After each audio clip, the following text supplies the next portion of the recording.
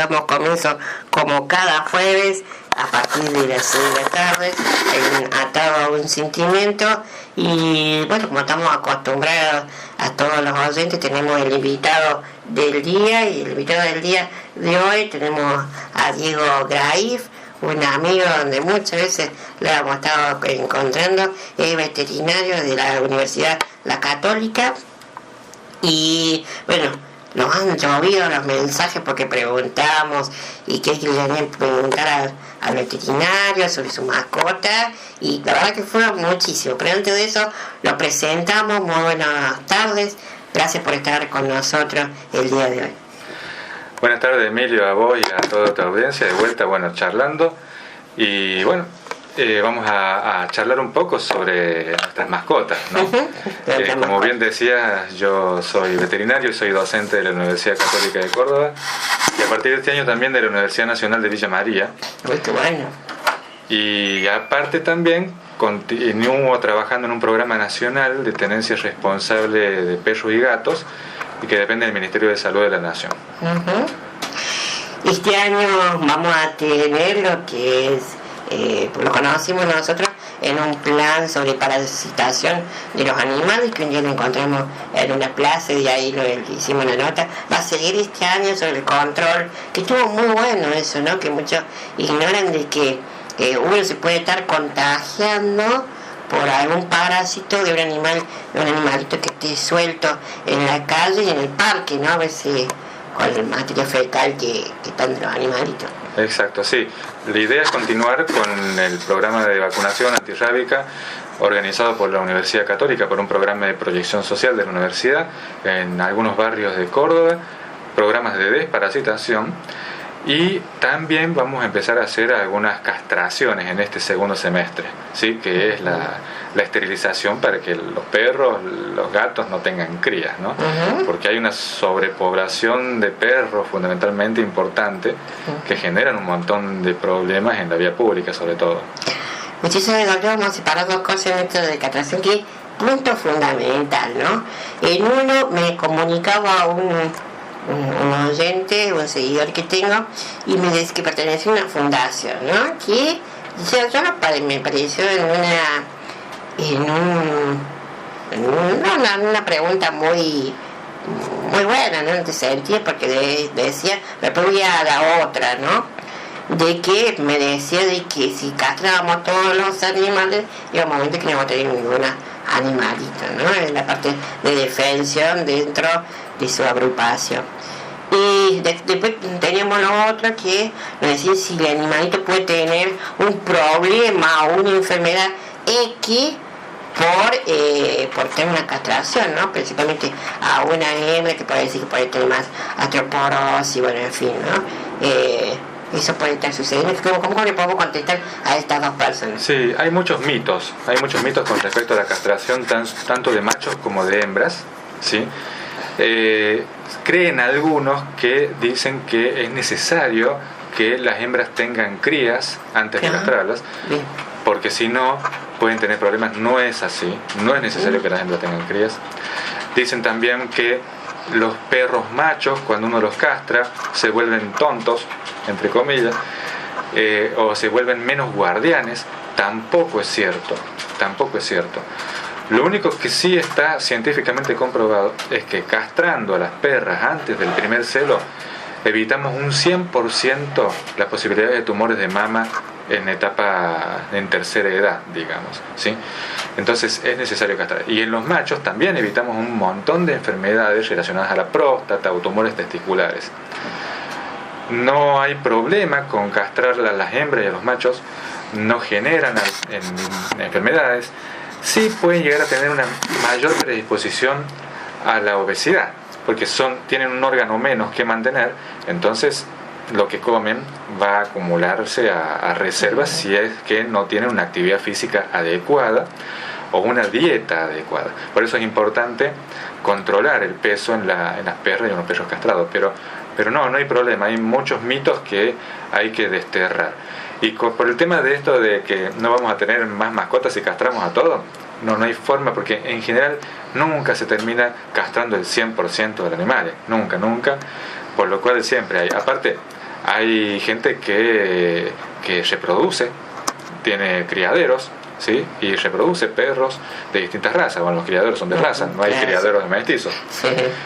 Pero no nos vamos a quedar sin perros ni sin gatos.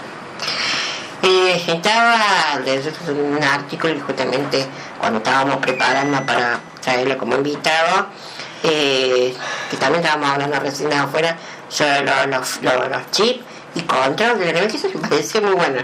Lo estaba leyendo eso, de que si un perro está en la calle, ¿no? Que es para evitar también mordedura, bueno, en fin, existe lo digo, enfermedades de tener un animal suelto. Como si en Europa, tanto en España como en otros lados, que tienen un chip el perro, y cuando ese perro está afuera y es escaneado, le salta el dueño de quién es. ¿Estamos muy lejos nosotros de eso? Es todo cierto lo que vos decís. En Europa, en España, hay una cultura diferente, ¿sí? Estamos un poco atrasados nosotros. La problemática del perro callejero es un problema cultural, y los problemas culturales se modifican con educación, que es a largo plazo, y con sanción, ¿sí? Pasa acá en Córdoba con la policía caminera y el cinturón de seguridad y las luces prendidas del auto en la ruta. Primero educaban y después llegó el momento de la sanción, y ahora todo el mundo se pone el cinturón de seguridad. Es importante la identificación. La mayoría, el 90-95% de los perros que están sueltos en la vía pública tienen propietario. Lo que pasa es que tienen un propietario desaprensivo que lo deja suelto en la vía pública, con los riesgos que eso produce, porque puede generar accidentes de tránsito. El 7% de las muertes producidas por accidentes de tránsito son causadas por perros en la vía pública a nivel nacional, ¿sí? Y el 90% de esos perros era gente que lo dejó salir a la calle sin control. Por eso la identificación es muy importante, y el chipeado sí se está haciendo en Europa, es obligación. Por ejemplo, si uno quiere llevar un perro de Argentina a Europa, chipearlo, si no, no lo aceptan allá, porque es importante la identificación de ese animal y la vinculación con el propietario, ¿sí? En Europa sí están un poco más avanzados. Acá en Argentina hay algunos municipios que han empezado a legislar, pero bueno, va muy de a poco. De poquito. Así después se trabaja, porque me parece muy bueno eso, ¿eh? Así que los funcionarios que están escuchando a trabajar, y después tienen para más entradas, ¿no? Para las sanciones, pero lo vamos a evitar mucho más enfermedad y mucho más dolor de cabeza a la hora de los accidentes. ¿Qué enfermedad puede ser contagiosa para el ser humano entre un animalito, diríamos, no vacunado? Bueno, hay enfermedades, las enfermedades contagiosas para las personas, de los animales de las personas, se llaman zoonosis. Y hay algunas enfermedades zoonóticas que se previenen con vacunas, y hay otras que se previenen con desparasitaciones, ¿sí? Hay las que se previenen con vacunas, la rabia, que la vacunación antirrábica es anual y obligatoria por ley. Es obligatoria por ley, porque muchas veces la gente dice, no, yo lo vacuné cuando era chiquito, pero no, todos los años hay que vacunarlo contra la rabia, porque si un perro muerde a una persona, el responsable de ese perro y de esa mordedura es el dueño del animal. Entonces es importante vacunarlo para evitar cualquier inconveniente contra la rabia. Otra vacuna que también previene una enfermedad contagiosa es la vacuna contra leptospirosis, ¿sí? Que eso hay zonas más frecuentes donde se puede llegar a presentar la enfermedad, porque está muy vinculada a zonas de anegamiento. Por eso ahora, con todo el tema de inundaciones de muchas localidades, muchas regiones acá de la provincia, hay como más riesgo, el tema de roedores. Entonces hay toda una situación epidemiológica de esta enfermedad que hay que considerar, pero son dos enfermedades contagiosas a las personas, y las otras son parasitosis, ¿sí? No todas las parasitosis son contagiosas a las personas, y no todas las parasitosis se previenen de la misma manera. Hay algunas parasitosis que necesitas una dosis de un antiparasitario X cada 15 días, y hay otras que necesitas 5 dosis durante 5 días consecutivos, porque si no, no funciona. Entonces es importante tratar de identificar en un perro y un gato qué parásito tiene para elegir el antiparasitario más adecuado y la forma de administrárselo. ¿Cuánta cantidad de vacunación necesita un perrito, diríamos, el año? Porque estaba viendo que el ser humano, las personas, tienen su carnita, que son 7 o 6, no sé cuántos son la vacuna en total que tenemos que tener. ¿Cuántos son de los animalitos? Y en los perros cuando son chiquitos, cuando son cachorros, se los comienza a vacunar a los 45 días y son por lo menos 3 dosis de una vacuna que se llama quíntuple, que esa vacuna previene contra parvovirosis, que es una enfermedad que produce diarrea y vómito y es altamente mortal en los cachorros. Los líquidos, dijimos así para una expresión, ¿no? En muy poquito tiempo, ¿no? Para si en 2 o 3 días lo puedes llegar a liquidar, ¿no? Sí. Hepatitis es otra que se previene con esa quíntuple. Adenovirus, que es una enfermedad que también produce una enfermedad respiratoria, ¿sí? Que participa con parainfluenza, que es como la gripe nuestra, pero de los perros, en una enfermedad respiratoria. Y la quinta es el moquillo, que el moquillo también tiene una alta mortalidad cuando afecta el sistema nervioso. Esa es la quíntuple y necesita 3 dosis. La antirrábica es una sola dosis. Y la vacuna de leptospirosis se utiliza en función de la zona, si es una zona con riesgo, ¿sí? Potencial de tener esta enfermedad. Y en los gatos es otro tipo de vacunas. Hay una que se llama triple, se empieza a los 60 días en los gatos, ¿sí? Y con 2 o 3 dosis es suficiente, más la antirrábica, que en los gatos también hay que colocar la antirrábica. Aunque la gente dice, no, los gatos no voy a vacunar, también hay que vacunarlo. ¿Por qué? En la ciudad de Córdoba, los murciélagos, que son los roedores del aire. En la ciudad de Córdoba, los últimos casos de rabia detectados fueron en murciélagos. Los murciélagos enfermos con rabia aparecen en el día, ¿sí? Y los gatos, cosa que vuela, lo caza. Y si un gato tiene más posibilidades de contagiarse de rabia, por ejemplo, mordiendo un murciélago, que un perro, porque por los instintos cazadores que tiene el gato. Por eso es importante vacunar a los gatos. Y por ahí dice la gente, sí, pero no lo dejo salir a la calle. Hay murciélagos que se meten en los departamentos, acá en pleno centro de Córdoba, no de Córdoba. Entonces es importante la vacunación. Doctora, a mí una señora que nos escribía y decía que tenía su mascotita, ¿no?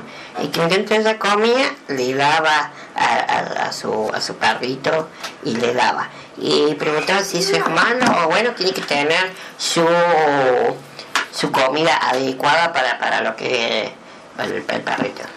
Y no es lo ideal. Los perros tienen una comida, un alimento balanceado, por ejemplo, especial. Uno le puede llegar a hacer una comida balanceada casera. Lo que pasa es que es muy difícil de que sea balanceada, ¿sí? Los alimentos balanceados tienen todos los nutrientes que el perro lo necesita. Y no es lo mismo un alimento, por ejemplo, de un perro que de un gato. Y no es lo mismo un alimento de un perro cachorro que de un perro adulto, que de un perro viejo, ¿sí? Es más, hay alimentos balanceados especiales para distintas enfermedades. Porque, por ejemplo, un cardiópata necesita menos sodio en la dieta. Entonces hay alimentos balanceados especiales para problemas cardíacos que vienen con menos sodio y aparte con otros componentes que estimulan o mejoran ese funcionamiento cardíaco. Entonces, no es lo ideal que coman comida casera. Y tampoco es lo ideal que coman mientras uno come, ¿sí? Porque si no, estamos mal educando al perro y muchas veces esos perros empiezan a adquirir problemas de comportamiento. Y los problemas de comportamiento de los perros es culpa de los dueños. ¿Y es difícil sacárselo a eso conducta? Son cambios de manejo. Con cambios de manejo, algunos sí son más difíciles, pero todo depende del propietario. Porque hay propietarios que consideran un comportamiento anormal en un perro como normal o como bueno. Entonces, hay propietarios, por ejemplo, que dicen, no, mi perro duerme en mi cama y para mí está bien. En realidad no está tan bien, ¿sí? No está tan bien.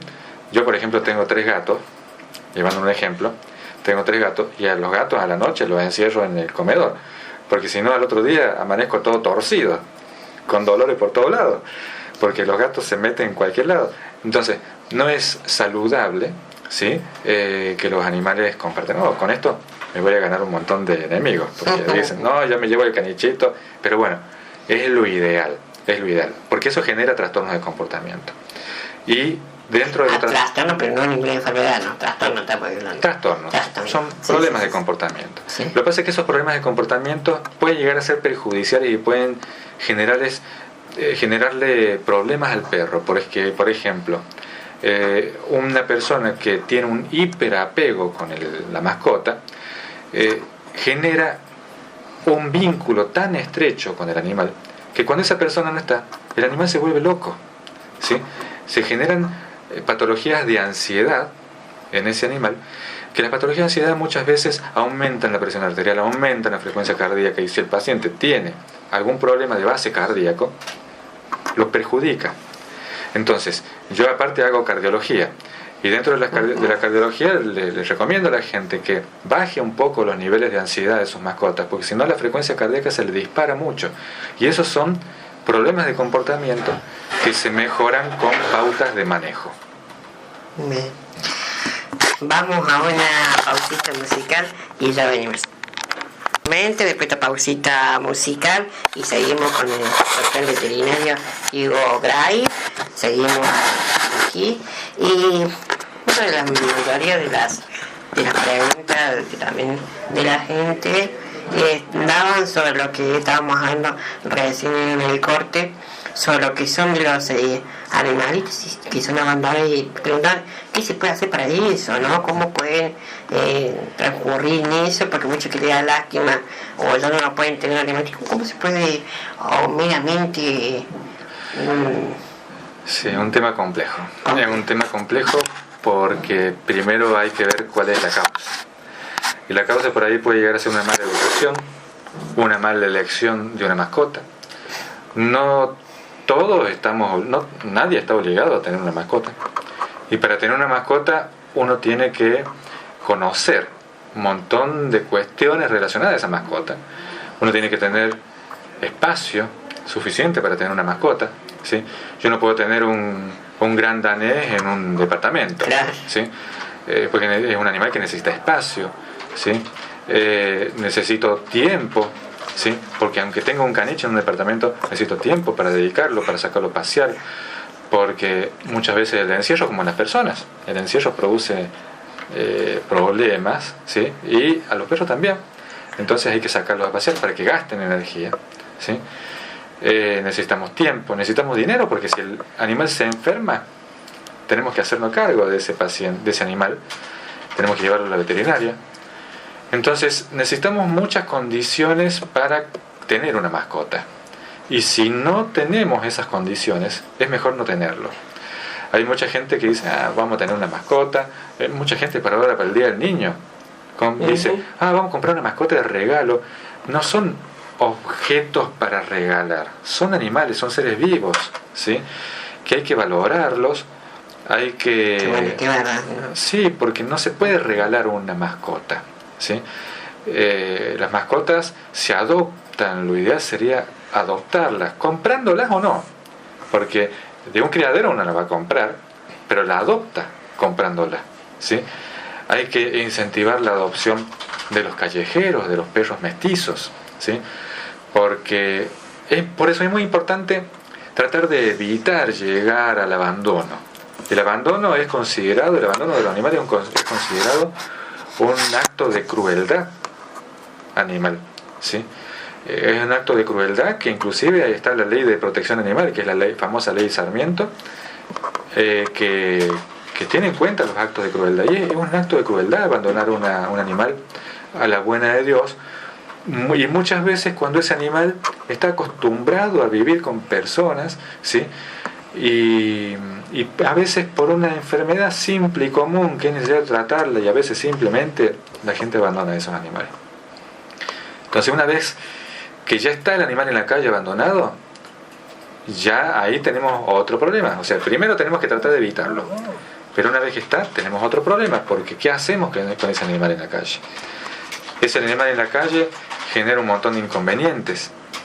En la Universidad Católica el año pasado hicimos un estudio de contaminación ambiental generada por los animales de la calle, en un barrio de acá de la ciudad, porque los perros comen, a veces rompen basura, y a veces también hacen caca. A veces no, siempre. ¿Sí?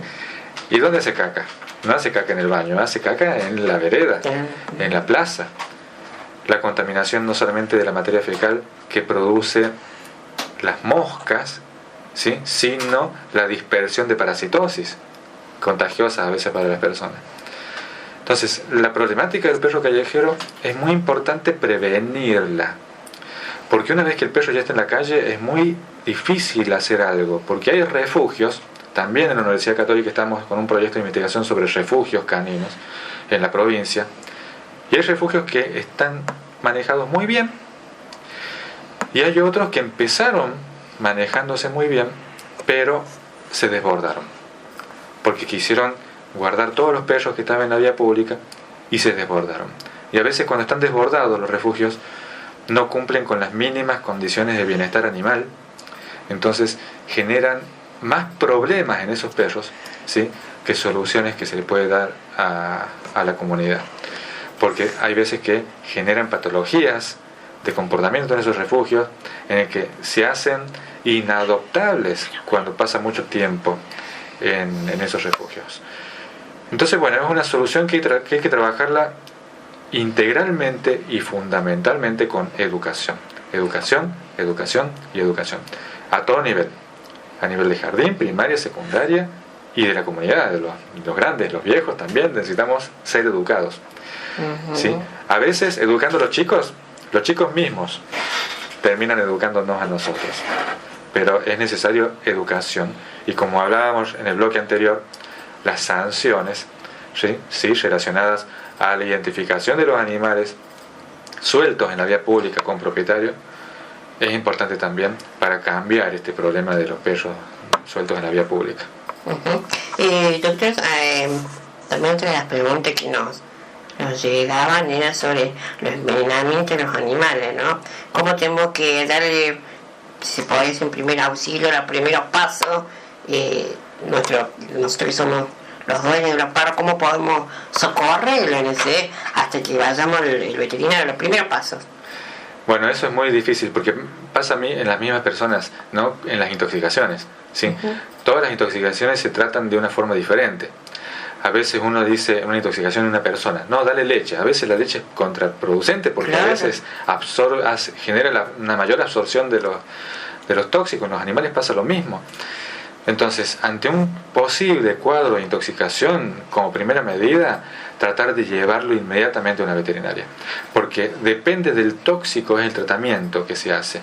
A veces se necesita un lavado gástrico, ¿sí?, y ahí hay que anestesiar al paciente, colocar una sonda gástrica y hacer un lavado. Sí. A veces el tóxico es un tóxico que se absorbió por piel. Entonces hay veces, por ejemplo, que la gente, le vamos a poner el producto para las garrapatas, ¿sí? Y lo prepararon mal, lo prepararon muy concentrado y lo intoxicaron al animal, y eso puede generarle convulsiones, vómitos, diarrea. Entonces la gente dice, debe ser el producto, entonces mejor lo baño. Y lo bañan con shampoo, con jabón. Peor. Y peor, porque capaz que esa irritación hace absorber más. Entonces, en esas situaciones, por ejemplo, lo mejor es lavarlo con agua, nada más. Cosa de diluir más el producto. Y obviamente, una vez lavado, llevarlo inmediatamente a la veterinaria. Porque en estas intoxicaciones a veces son segundos, minutos. Cada segundo, cada minuto cuenta, ¿sí? Porque a veces son urgencias. Así que la primera y mejor recomendación es llamar al veterinario si hay una urgencia o una urgencia a domicilio, que vaya, y si no, directamente llevarlo a la veterinaria más cercana. Después otra pregunta, alguna mamá que justamente vino acá al programa de Mi Derecho, Tu Derecho, Consejo con Discapacidad, me decía de que su médico había propuesto de que su hijo tuviera una mascota en forma de terapia, ¿no? Ahora yo pregunto, pues son dos preguntas, ¿no? Para usted, ¿qué animalito podría ser conveniente y cómo lo ve usted esa nueva técnica ahora que los mismos médicos piden, ¿no? ¿Y qué es lo que da el perro para que ese chico se recupere? Esas son esas tres preguntas en una. Sí. Bueno, existe una parte de la ciencia veterinaria que se llama terapia asistida por animales, ¿sí? La terapia asistida por animales, antes por ahí le decían la caninoterapia, la equinoterapia, Sí. más integral, y se le llama terapia asistida por animales, en el que no solamente participan veterinarios, ¿sí?, sino que participan psicólogos, psicopedagogos, fisioterapeutas, médicos, porque hay que trabajar eso en forma interdisciplinaria, ¿sí? Los veterinarios que trabajan en esta terapia asistida por animales se llaman etólogos, que son veterinarios especializados en el comportamiento animal. Porque hay que trabajar en forma interdisciplinaria, porque cada patología en las personas que necesitan una terapia asistida por animales necesitan un animal diferente. Y algunos, por ejemplo, van a necesitar un caballo, otros quizás necesitan un perro, otros quizás necesitan un gato. Porque si nos equivocamos de animal, puede ser contraproducente para la patología que tenga esa persona, ¿sí? El autismo, por ejemplo, necesita un tipo de animal, ¿sí? Hay razas de perros que también no es lo mismo un caniche, que es medio histericón, así inquieto, Claro, pues. que un labrador, que es más tranquilo. Más pacífico. Sí, entonces depende de la patología. Por eso la elección de la mascota debe hacerse entre el veterinario y el equipo interdisciplinario que forman estas terapias asistidas, ¿sí? Porque si no podemos llegar a meter la pata. No es para improvisados esto, no es para improvisados. Acá en Córdoba hay veterinarios que trabajan en terapia asistida por animales y trabajan muy bien. Los animales, bueno, no solamente para lo que es terapia, sino para lo que es asistencia, también son útiles. Los perros lazarillos, por ejemplo, para los ciegos, que no es terapéutico, sino que es de asistencia, ¿sí? Los perros de los bomberos, los perros buscadores de drogas. Bueno, ahora con el terremoto de Italia, en Italia, sí. ¿sí? Hay perros entrenados para buscar cuerpos bajo los escombros, ¿sí? Personas bajo los escombros. Entonces, bueno, los perros tienen muchas utilidades, trabajan los perros. El día del trabajo también habría que darle un premio a los perros, porque los perros trabajan con las terapias asistidas de guardia, ¿sí? Los perros de la policía, ¿sí? Entonces, bueno, hay que asesorarse bien, ¿sí?, antes de elegir una mascota, porque, como te digo, no es para improvisado, se necesita un trabajo interdisciplinario. Y después preguntan sobre los estrés de los perritos, que sale como una escama dentro de la piel del animal, y principalmente que son de los perros. Es contraproducente para el ser humano, y cómo se lo trata al animalito. Sí, no es contraproducente, es estético más que nada. Lo que pasa es que por ahí al perro le puede generar prurito, o sea, picazón, y esa picazón le puede generar lesiones, erosiones en la piel, y que necesitan un tratamiento un poco más agresivo. Muchas veces esa descamación puede ser o por un problema nutricional, o por un problema de cuidado, o un mal manejo en el cuidado. Por ahí la gente al canichito blanco lo quiere blanco, ¿sí? Y no voy a hacer propaganda, pero lo quiere blanco como el jabón de la ropa, ¿no? Y lo baña cada 2 días, cada 3 días para tenerlo blanco. Y es perjudicial bañarlo tan seguido. Claro, ¿sí? Porque uno le barre toda la barrera sebácea protectora que tiene la piel. Entonces, y hay veces también lo baña hasta con el shampoo de uno, ¿sí? Los perros tienen una piel muy sensible, entonces hay que bañarlo con shampoos especiales, shampoos neutros. Vienen shampoos adecuados para cada raza, inclusive, así como vienen los shampoos para el pelo lacio y el pelo enrulado y el castaño y el rubio de las personas. Lo mismo para los perros. Entonces hay que elegir bien el shampoo, porque muchas veces con un baño excesivo, creyendo uno que está haciéndole bien, terminas haciéndole mal, porque le sacan mucho las defensas de la piel y generan esas descamaciones o caspa, ¿sí?, como le dicen. Si tenemos un perrito que ha sufrido un accidente, ¿cuál es la medida a tomar? En un accidente. Porque mucho, cuando se quiere hacer animal, busca de morder, sí, o tiene propia defensa del dolor, ¿no? Sí. El propio animal. Sí. Primero hay que contenerlo, ¿sí? Hay que contenerlo, tratar de inmovilizarlo, porque muchos accidentes de tránsito, sobre todo, generan traumas en la columna, y si uno lo mueve así medio bruscamente, ese trauma puede agravarse, ¿sí? Hay que tratar de inmovilizarlo y llevarlo en la medida de lo posible sin muchos movimientos a la veterinaria. Y si está muy dolorido, porque hay veces que los perros muerden, como vos decías, por dolor, tratar de cubrirlo con una manta, ¿sí? Para que no ponerles un bozal. Lo ideal es no poner un bozal a un perro traumatizado, sino cubrirlo en una manta. ¿Por qué? Porque hay veces que un perro traumatizado puede tener un problema respiratorio asociado a ese trauma, y si uno le pone un bozal, el perro va a agravar su problema respiratorio, entonces por ahí podemos hacerle peor, ¿sí? Recordemos que los perros cuando están muy estresados respiran mucho por la boca, ¿sí? Y si nosotros le cerramos la boca, disminuimos, sí, empeoramos el cuadro. Entonces, tratar de envolverlo en una manta, tratando de inmovilizarlo lo más que se pueda y llevarlo a la veterinaria. Capaz que es algo muy simple, un golpecito, o capaz que es algo más complejo y que necesita cirugía. Vamos a una pausita musical y ya volvemos. Cita musical y seguimos con más Hasta un Sentimiento. El amigo, el doctor Diego Graif, el doctor veterinario. Y bueno, como todas estas preguntas surgieron por los seguidores que fueron dejándome. Y una de ellos me preguntaron sobre las cruzas de los animalitos entre familiares, si se puede decir, ¿no?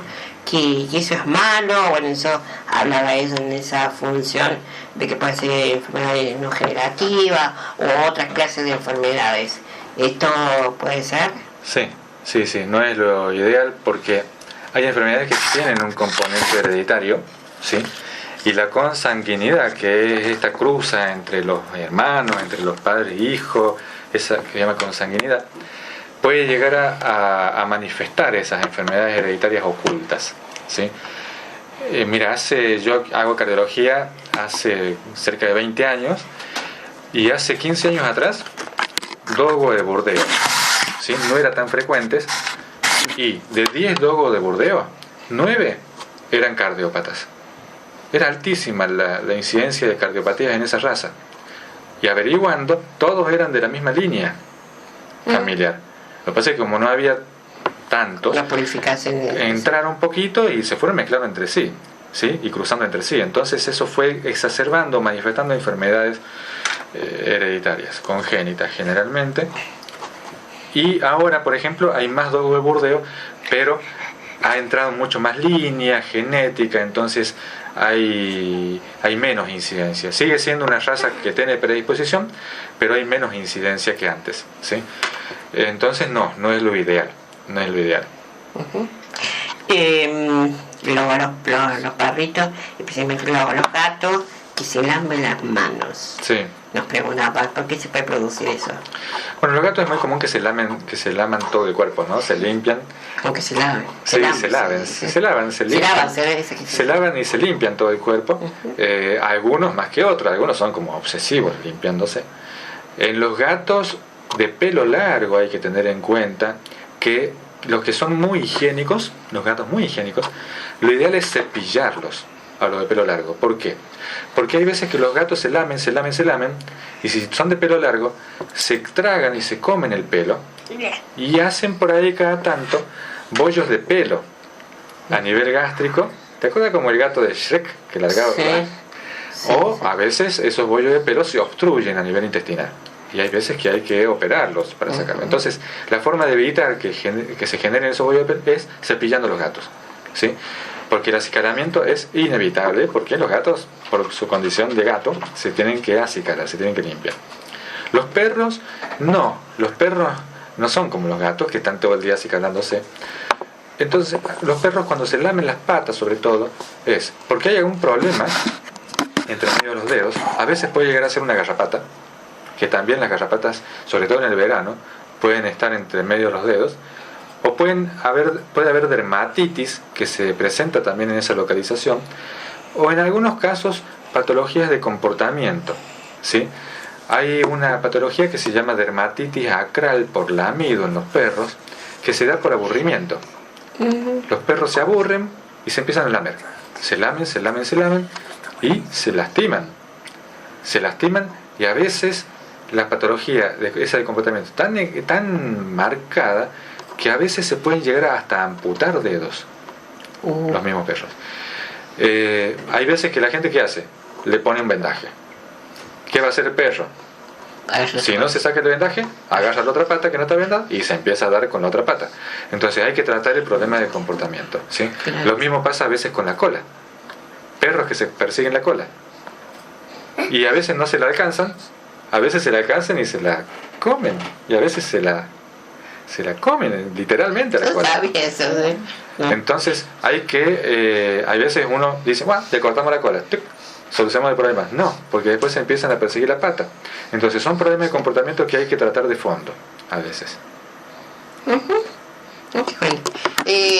Ahora son nos preguntaban que su perrita come césped y tierra. Aquí se necesita algún mineral que mejor le haga falta ponerle o falta algo. No, los gatos también pasa a veces que comen pasto. En los perros es normal que coman césped, no necesariamente están enfermos. Hay algunos perros que sí, por ejemplo. ¿Usan como purga, puede ser también? Sí, no tanto como purga, sino para estimularse el vómito. En algunos perros. Sí, en algunos perros. Porque como los perros no son herbívoros, digamos, claro. ¿sí? No van a digerir ese pasto. Entonces ese pasto le va a generar una irritación. Aparte, no comen un pastito tierno generalmente, comen un pastito duro. Ese pastito le puede llegar a generar una irritación en el estómago que le genere un vómito. Y ¿sí? Perdón que interrumpa en este sentido. ¿Lo hace, digamos, el perrito a propósito para que genere el vómito, para curarse sobre algo a veces, que le haya caído mal una comida y que ya necesita vomitarlo? A veces sí, pero a veces no. A veces no, y a veces comen pasto y a veces no vomitan ese pasto que comieron, o a veces sí vomitaron un poquito, pero bueno, ahí son cuestiones de comportamiento natural de los perros, ¿sí? Y en los gatos también pasa lo mismo, ¿sí? Lo que pasa es que hay veces que los gatos comen mucho y vomitan, porque eso le irrita el estómago. Sí. Hay gente, por ejemplo, que no tolera la lechuga, porque también le genera gastritis. Entonces, obviamente que esa gente en casos extremos puede llegar a vomitar, pero en los perros y gatos pasa lo mismo. Cuando uno es veterinario, ¿no? Y cómo hace con un animal cuando llega para atenderle, porque no es como el humano que le dice o puede hablar, me duele aquí, sí, o tengo tal problema. ¿Cómo se hace en esa forma que se lo trae el animal? Se lo pone en la camilla, ¿cómo es el procedimiento primero, no? Y cómo se lo evalúa primero. Sí, hay animales que van gustosos a la consulta. No, la mía no la puedo llevar. Bueno, cada vez que está la veterinaria. Hay unos que son un remolino, y hay unos que son un remolino pasivo, y otros que son un remolino agresivo, ¿sí? Entonces uno va viendo distintos comportamientos del animal, distintas formas o expresiones en el cuerpo, expresiones corporales que el animal empieza a tomar, y uno va alertando, y a veces es necesario colocar un bozal antes de subirlo a la camilla. En general el bozal se lo coloca el propietario. Hay veces que inclusive el propietario no puede colocar el bozal, porque a veces ese animal es agresivo hasta con el propietario. Entonces, bueno, hay situaciones extremas como esos casos en el que el propietario no puede manejar su propia mascota, en el que bueno, a veces tenemos que recurrir a lazos o medios que por ahí a la vista suelen ser bastante violentos, ¿sí?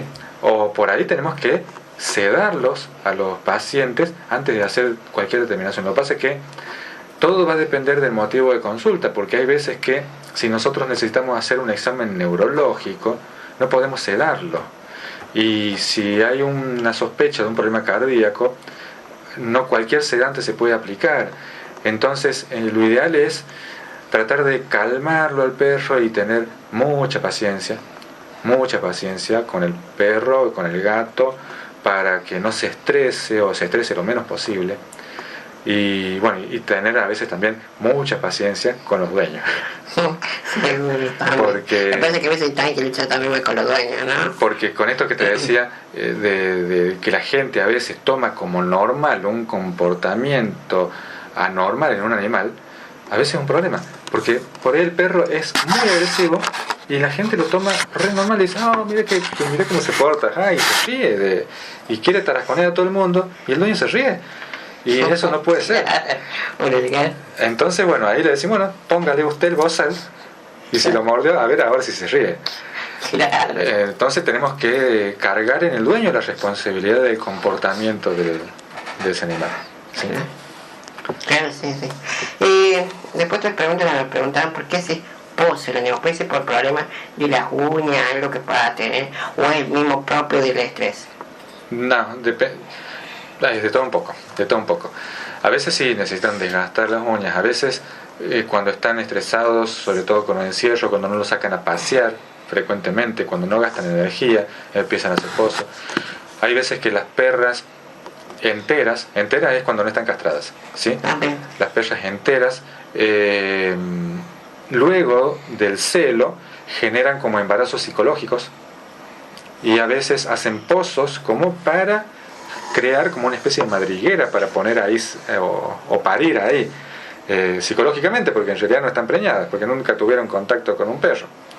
Hay veces que son trastornos de comportamiento, ¿sí? Hay veces que es solamente para enterrar un hueso o para enterrar una fruta, un pedazo de pan. Hay veces que la gente le da un pedazo de pan y va y lo entierra porque no tiene hambre, entonces lo guarda como reserva. Entonces hay muchas causas que pueden llegar a generar eso. Lo que pasa es que a veces no es un pocito, sí, claro, sino que a veces esta señora que se pasa al vecino. Esta chica que me escribía ayer decía que tengo el patio minado, decía, porque es impresionante la cantidad de pozos, no sé qué hacer porque la reto, le pega, le muestra lo que ha hecho, pero no le sigue haciendo. Sí, no hay que pegarle porque en realidad no entienden. Es ya lo lleva, o sea, le lleva donde está el pocito. Es un acto instintivo que el perro, por ahí inclusive cuando lo hace hay que llamarle la atención. Cuando lo está haciendo inmediatamente, ahí infraganti, porque si uno llega y ve los pozos y lo ve al perro y lo reta, no sabe el perro por qué lo reta. Porque uno le señala, el perro no entiende el idioma humano. Entonces hay que tratar de agarrarlo infragante, de pescarlo infragante y pegarle un grito. No. Los perros entienden mucho el idioma corporal de la gente y el no lo entienden los perros. El no lo entienden los perros. Entonces un no con autoridad en el momento que están haciendo algo malo. Haciendo el pozo, rompiendo algo o haciendo caca o queriendo hacer pie en un determinado lugar. Vamos a una pausita musical y ya empezamos a despedirnos del día de hoy. Pausita musical es la última del día de hoy, como cada cosa tiene su principio y su final. Estamos llegando al final del programa de hoy. Le agradecemos por estar presente aquí con nosotros y bueno, seguir aprendiendo, ¿no?, sobre cómo criar a nuestros mascotas y cómo nosotros acostumbrarnos con nuestra mascota, ¿no?, esta convivencia que tenemos el día a día. Así que te agradecemos, gracias doctor Diego Graif por estar con nosotros, por seguir aprendiendo y bueno, gracias por haberte robado este poquito de tiempo. No, gracias a vos, Emilio, y al emisor, a la audiencia, para poder, brindar algunas pautas para tratar de, como vos decías, lograr una mejor convivencia entre las personas y nuestras mascotas. Gracias por todo. Gracias. Lo vemos el próximo jueves a partir de las 6 de la tarde con más Atado a un Sentimiento.